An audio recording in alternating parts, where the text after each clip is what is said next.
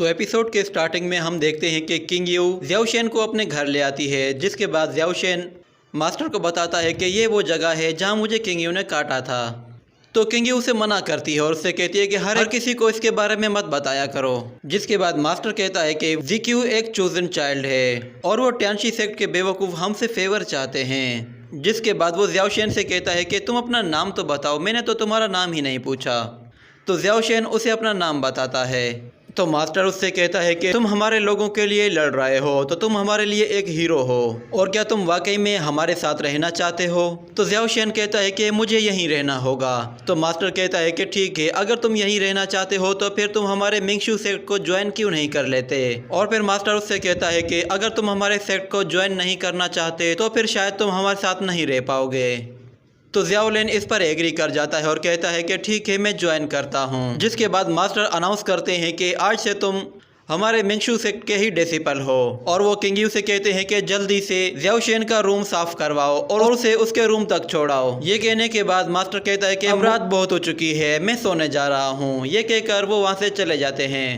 जिसके बाद king you ज़्याओशेन से कहती है कि चलो मेरे साथ चलो, मैं तुम्हें तुम्हारे रूम तक ले चलती हूँ।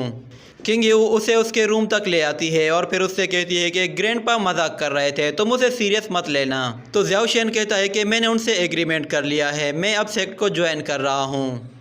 तो किंग यू उससे कहती है कि अगर तुम इस सेक्ट को ज्वाइन कर लेते हो तो फिर तुम्हें मेरे ग्रैंडपा को मास्टर कहना होगा और फिर तुम मुझे सिस्टर कहकर पुकारोगे। यही यहाँ का रूल है और मैं जानती हूँ तुम मुझे सिस्टर नहीं कह सकते, इसलिए एक मर्तबा फिर सोच लो। तुम एक देवता हो तो तुम हमें इतनी ज्यादा रेस्पेक्ट नहीं दे पाओगे। तो ज़्याओशेन कहता है कि सभी इंसान एक बराबर हैं और जहाँ तक बात है रूल्स की तो मुझे उन्हें फॉलो करना होगा। तो किंग यू उसकी तरफ देखकर सोचती है और वो कहती है कि ये बिल्कुल सीरियस लग रहा है और इसे देखकर नहीं लगता कि ये कुछ मजाक कर रहा होगा। इसके मिंगशू सेक्ट ज्वाइन करने के बाद मिंगशू सेक्ट और भी ज्यादा पावरफुल हो जाएगा, क्योंकि मिंगशू सेक्ट के पास अब एक पावरफुल डिसिपल होगा। ये कहने के बाद ज़्याओशेन उससे कहता है कि क्या यही मेरा रूम है? तो किंग यू उसे बताती है कि हाँ, यही तुम्हारा रूम है। तो ज़्याओशेन एक सोफे पे जाके बैठ जाता है और फिर किंग यू उससे कहती है कि अगर तुम्हें ये रूम पसंद ना आए या फिर तुम्हें कोई प्रॉब्लम हो तो तुम मुझे बता देना, मैं यहीं पास में ही हूँ। ये कहकर वो वहाँ से जाने लगती है कि फिर उसे याद आता है कि उसे ज़्याओशेन को एक क्रीम देनी है, जिसकी वजह से उसके गर्दन का निशान वो सही हो जाएगा।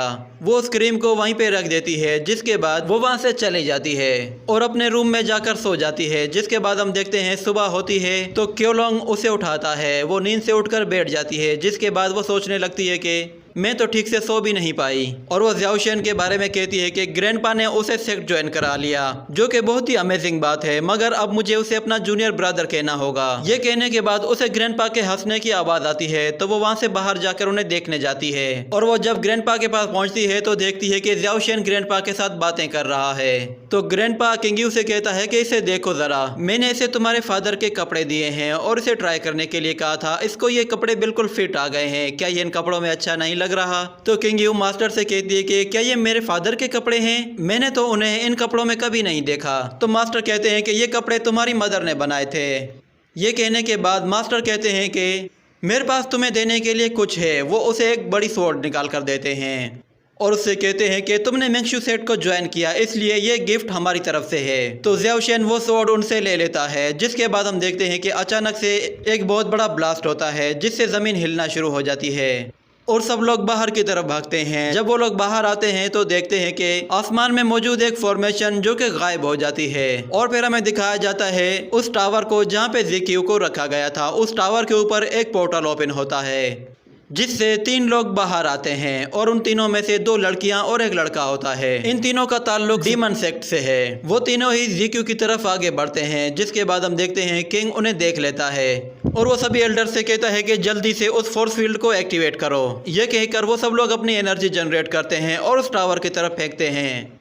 इस तरह वो लोग उस टावर के पास चले जाते हैं। जिसके बाद हम देखते हैं वो चारों अलग अलग कोनों में खड़े हो जाते हैं और फिर एक खास किस्म का मंत्र पढ़ते हैं। जिसके बाद हम देखते हैं उस ज़मीन से बहुत सारी जंजीरें बाहर निकल आती हैं और उन डीमंस पर अटैक करने लगती हैं, मगर वो डीमन उन जंजीरों को तोड़ देते हैं। वो जंजीरें इतनी ज़्यादा ताकतवर नहीं थी कि उनके अटैक को बर्दाश्त कर सकें। तो किंग जब ये देखता है तो वो अपनी पावर्स को और भी ज़्यादा बढ़ाता है, जिससे हम देखते हैं कि उस ग्राउंड से और भी ज़्यादा जंजीरें बाहर आती हैं और सीधा उनकी तरफ बढ़ती हैं और उन्हें चारों तरफ से जकड़ने की कोशिश करती हैं।